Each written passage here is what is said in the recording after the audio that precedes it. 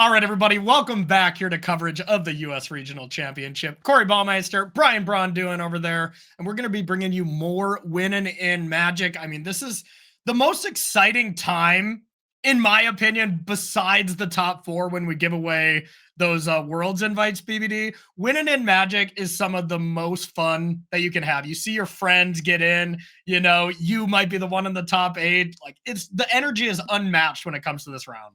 Oh yeah, it's such a thrill to be involved in that. It's also it can be very stressful. When you're the one who's playing the win in, it's a tight match. You need your opponent to not top deck something. There's a lot of nervousness, a lot of stress there, but it's also, that's why we play, right? Like that's why we play the game, for those kinds of moments. 100%.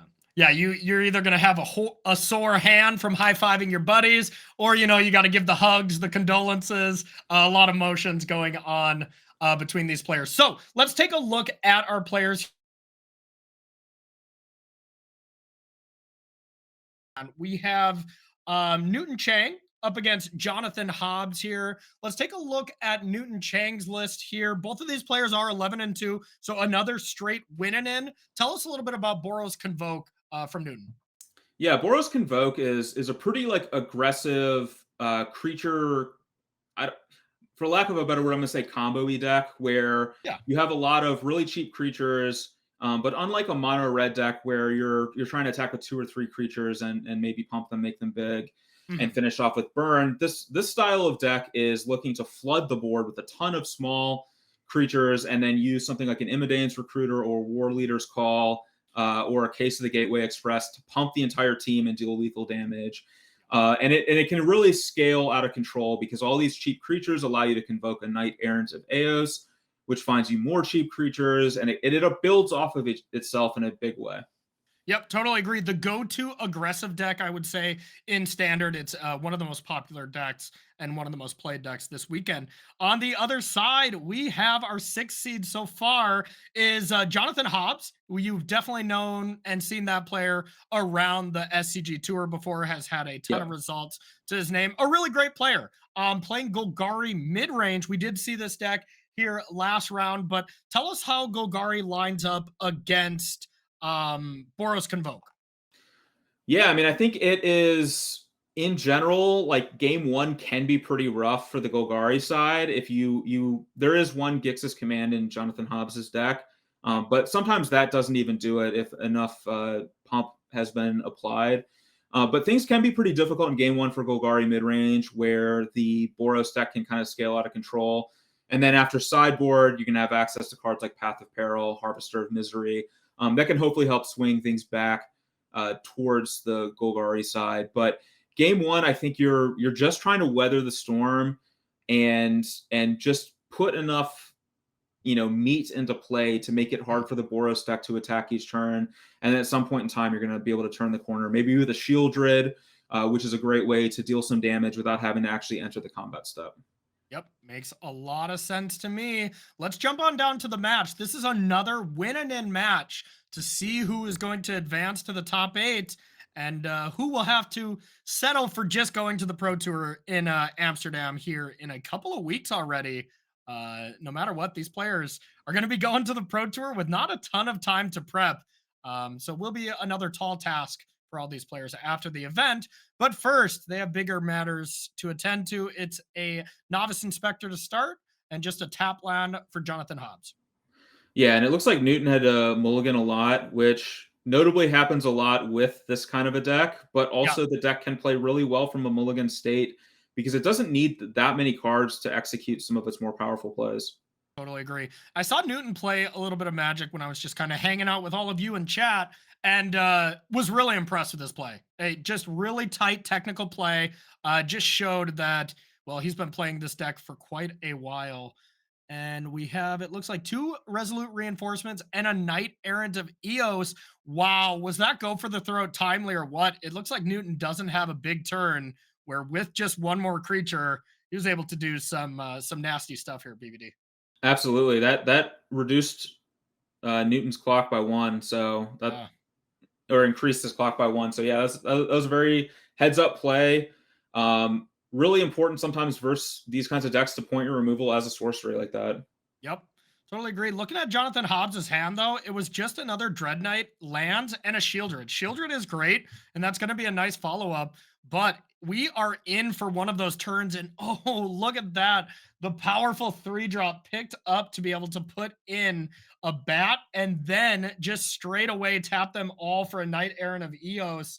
Sanguine Evangelist into Knight Errant to look at some cards for some other 5-drops. This looks nice, BBD. Yeah, that was an extremely powerful line there. And like you said, Shieldred will be nice, but Shieldred does not win the game by itself. I mean, that's basically the Splinter Twin combo right there. Knight Errant, tap 5 creatures for another Knight Errant. I mean, the value is through the roof and exactly what you want up against these Golgari decks.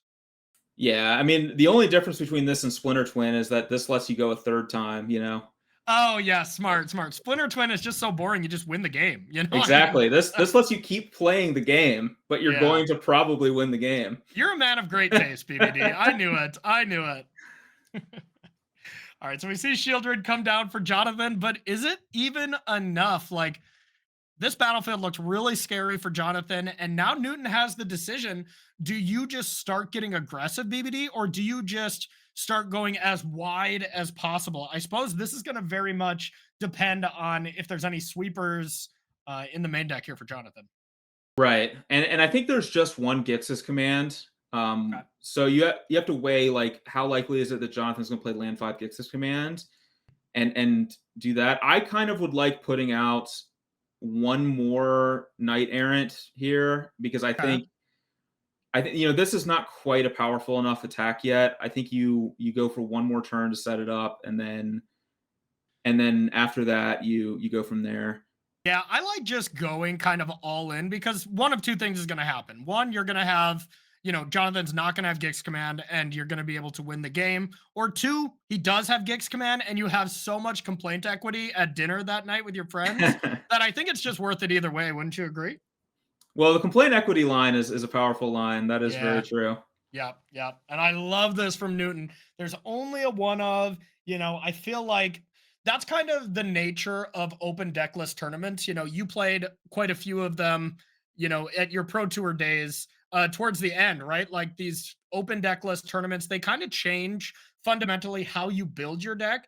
And if you want to add one ofs and stuff like that, did that go into your deck building at all with those? It absolutely did, and I think it goes into your deck building a little bit, but I think largely it goes into how you play certain matchups too. Yeah. Because if you know what you are up against, you know what you have to play around. Yep, totally agree. So, Knight Errant of Eos finds another Knight Errant of Eos. Newton is going off here. Absolutely, and kind of the question here now for Jonathan Hobbs is like you have to have something right now. And Yeah. one nice thing about this line of play too is with this Warden, it can grow out of like we're talking about Gix's command being one of the like impactful outs here. You can Yeah. grow this Warden up to 3 power, and then notably it dodges Gix's command. You're going to lose a lot of your smaller creatures, but you will notably keep at least 2 large creatures. Yeah, I mean, you'll keep the 2 Knight Errants plus the Warden. I mean, yeah, that seems perfectly reasonable. This looks to be like these are getting tapped sideways. Scrying, keeping that on top. Newton is very well aware of what Jonathan's, I would normally say what Jonathan's outs are, but it is singular what Jonathan's out is. And it's a Gix command. This battlefield is just so gigantic. And you can even get in there with a bat here. And Jonathan has to settle with gaining 2 from the Shielded trigger and kind of a little bit of a smile there from Jonathan as his hand looks awful. Just straight awful. Yeah, anytime you're paying 1 life to draw, you're paying 2 mana and 1 life, or I guess you're netting 1 life to draw a card, and it's with a board like this, Yeah. not where you want to be. And both players able to kind of laugh a little bit. Maybe Newton's laughing a little bit more than Jonathan there, but nonetheless, we're going to be heading to game number 2 with Newton Chang up 1 game and 1 win away from securing a spot in the elimination round. So, BBD, tell us a little bit about the sideboard. The one thing I want to bring some attention to is Steel Seraph, just a card we don't really see a lot in these Yeah. sideboards. What do you like in the matchup? Maybe that's not necessarily for this matchup, but for sure interesting. I think it might be. I think this could be a matchup where we still see Steel Seraph. Oh, okay. Notably, it dodges Path of Peril and it dodges Gix's Command, which are two of the premium sweepers that Golgari likes to play. And dodges So cut down. I mean, yeah, it and does cut down as dodges well. go for the throat. How do you kill this card? Uh, that's a funny story, Corey. You don't. So yeah. Yeah, okay. All So right. Yeah, I think I we could turned see that. that card because like we saw that game how explosive the Boros deck was, but it was vulnerable to a sweeper, right? And and Jonathan didn't have a sweeper to clean up the board and just died. After sideboard, it's going to be much more likely that we see sweepers. So you Yeah, have to have a game plan that's a little bit more resilient. So we might see cards like the Steel Seraph come in, possibly the invasion of Gobakon or something of those natures. I'm not entirely sure exactly how the sideboarding will work, but okay. in general, the Boros deck has to be a little less all in after sideboard. Okay, so let's take a look at Johnny Hobbs's sideboard here. That's probably the most important sideboard, as we do have sweepers. Now, this does say Golgari. There's a white symbol. It's really only for the cleave cost of Path of Peril, which doesn't come up. So this is Golgari mid-range here. And Path of Whoa, Peril. it's also the white creature that Preacher of the Schism creates. Let's not forget. Okay, BBD. Yeah, You that's got me right. there. Checkmate. BBD, what are you sideboarding in up against Boros Convoke with this deck? Yeah, I mean the cards that I'm looking at predominantly here are the Path of Perils and the Harvester of Misery to sweep the board. And then there's a number of other cards that I think like you could consider. Like you may want to consider something like a Tranquil Frillback as just a creature that you can play Sure. that has some possible added upside blowing up an enchantment or artifact I mean, that it kills Steel Seraph. It's the only thing that kills Steel Seraph. that's So right. That's you got that's to get that true. in there. And Terra Sunder for the same reason does also kill the Steel Yeah. Seraph. So we could see a couple of cards like this coming in, like Tranquil Frillback, Terra Sunder, Okay. and so forth. But the premium cards are the Path of Peril, the Harvester of Misery. Totally agree. All right, everyone. Let's get serious here. Get into game number 2 between these two players and see who is going to advance to the top 8. Let's jump on in. Okay, game 2, Jonathan Hobbs is going to be on the play. Looks like a mulligan to 5 there from Newton. And oh no, a duress right away too, and has 2 options on top of it. Now, looking at Jonathan Hobbs' hand, I want to say he has 4 cards in hands after the duress, so might have been a mulligan from Jonathan as well. And if that is the case, BBD, keeping duress on the play up against this hyper aggressive deck is kind of wild to me.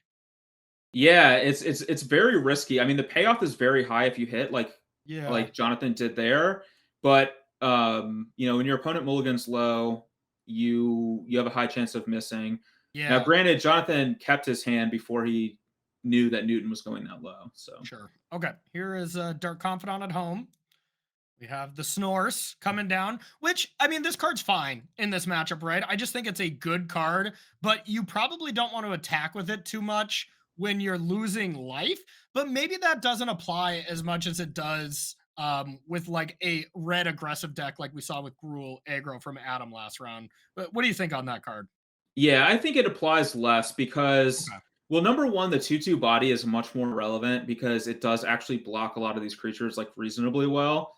Yeah. And then secondly, Boros is kind of almost like an all or nothing type deck in terms of how it deals damage to you. Big chunks or Yeah.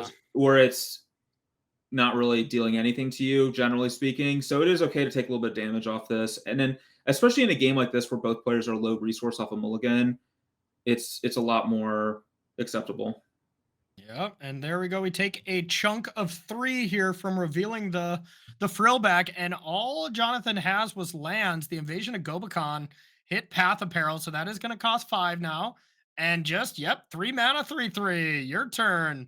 I obviously love when we watch Magic, and there's just both players keep 7. Their decks are firing on full efficiency, kind of thing. But I also kind of love these games where, well, they did not have their best or even second best draw, but you get to see them still go at it.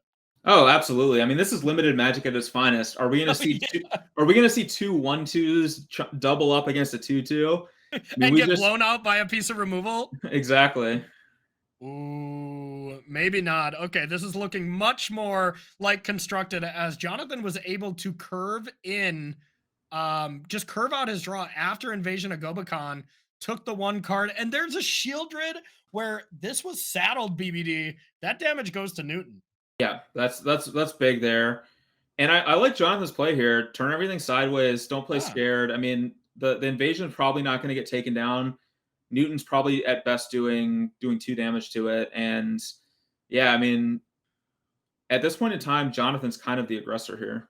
Yeah, and I think the case was no, I guess it wasn't known information, but it makes sense because if Newton does have a card like Case of the Gateway Express, he's not going to want to block with these inspectors anyways. So some people might have not attacked with that 2-drop, and it looked really good from Jonathan. And yeah, wow, this has just been a beating so far with both games.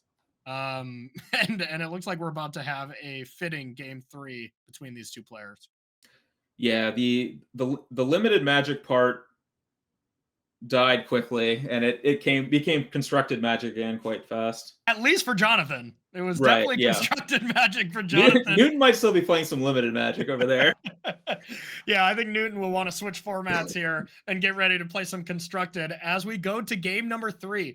You know, I would say one of the biggest games of these players' career, you know, making the top 8 of the US Regional Championship where we have $30,000 up top and those Worlds invitations for the top 2 players. I mean, it doesn't really get any bigger than this, BBD. This is going to be a huge game of Magic. Absolutely, yeah. Having that shot at playing the World Championship, having the shot at the bigger prizes, it's pretty meaningful. In yeah. Yeah, I mean, I suppose you can speak to that. That you had a pretty good World Championship run, huh? I suppose that was a nice one to qualify for. Yeah, I mean, in the 2018 Worlds, I was doing pretty well. I was in top 4 contention for a long time, and then I fell off at the end. But Wait a minute, was 20 because you've made it to Worlds twice, right? yes, Did you make it to Worlds and just won the first time? yes. Wow. But that second time, yeah, That second time was really the special one for you. of course, yeah. Wow. Okay. So here we go into the game. Here for Newton. Looks like both players kept their opening hands. Here's Gleeful Demolition. And Jonathan Hobbs has to respect the Knight Errant of Eos here by destroying a Voldaren Epic here Yeah, and great, not great allowing play. that. What was the Knight Errant there? I didn't really see it. I don't know if the Knight Errant was there or not, but that was a great line of play. You have to make that play because if the Knight Errant comes down there, like it, even if you do have a turn 3 Path of Peril, it might be too late. Yeah, it looks like it's not there. There's an Imidane's Recruiter, 3 land, and get lost. So nothing amazing here, but the Recruiter can come in to threaten 3, 4, 5, 6, 7, 8, 9 damage. But Newton says no and wants to play this a little bit slower. Yeah, interesting. Oh, I think the Imitator's Recruiter is a very appealing play, but it depends on what Newton has. If there's a Resolute reinforcements, no, there's not, oh, and no land. BBD. No land. I mean, honestly, if you see, He ended up kind of seeing 3 non-games. Not yeah, exactly the peak of what this matchup can offer.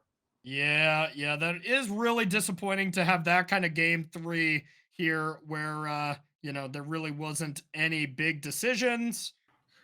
But huge congrats to Newton. That was really awesome. I think this Boros Convoke deck, while it's been a pretty known player in the format, I feel like it's been pretty underrated as well. Yeah. I think it is actually one of the better decks. Maybe it's not exactly a tier 1 deck, but it's pretty close. Yeah. And I think with a deck like this, having a skilled pilot of it matters a lot because there's so many 100%. there's so many little pieces of interaction, so many micro decisions that oftentimes with these decks, the margins are so slim, you have to get them all right. Yeah, and I think the biggest pieces of skill that comes with Boros Convoke is playing around what your opponent has. Of course, playing your deck and the right level of sequencing and stuff like that is, step first and foremost. You have to get that down. But the good players versus the great players are the ones that know exactly what they have to play around in every single matchup. Absolutely. Yeah. And yeah, it looks like Newton is playing this deck really well and is into the top, most likely into the top 8. So a great performance there. Yeah, great performance. So we are going to do ourselves a quick little giveaway from Heavy Play. And then after that, we are going to be heading to the top 8 BBD. There's nothing better than single elimination magic. So let's pull up that Heavy Play graphic and try to give away some nice dollars here. So type Heavy Play in the chat for a chance to win $5 in store credit. And let me tell you, these products are amazing. I absolutely love the ETB playmat. I love the magnetic dice boxes. I mean, everything is just really, really sleek and really smooth with these Heavy Play products. I'm not gonna lie, BBD, I have every single ETB playmat. Is that the ultimate flex or what? That is an ultimate flex. I'm not willing to say it's the ultimate flex. It is amongst ultimate flexes. Oh, thank you. Thank you. I think the purple one is my favorite so far, but that blue one you're seeing on screen is really awesome as well. So make sure to be typing Heavy Play in chat, and we will be picking the winner here on the other side of the break. And don't forget, you can use 10%, or you can get 10% off your order with the code Dallas2024 over at heavyplay.com. So thank you so much, Heavy Play, for supporting Live Paper Magic. We love you for it. So we're going to take ourselves a short little break, but on the other side of the break, we'll be getting ready for the top 8. So don't go anywhere.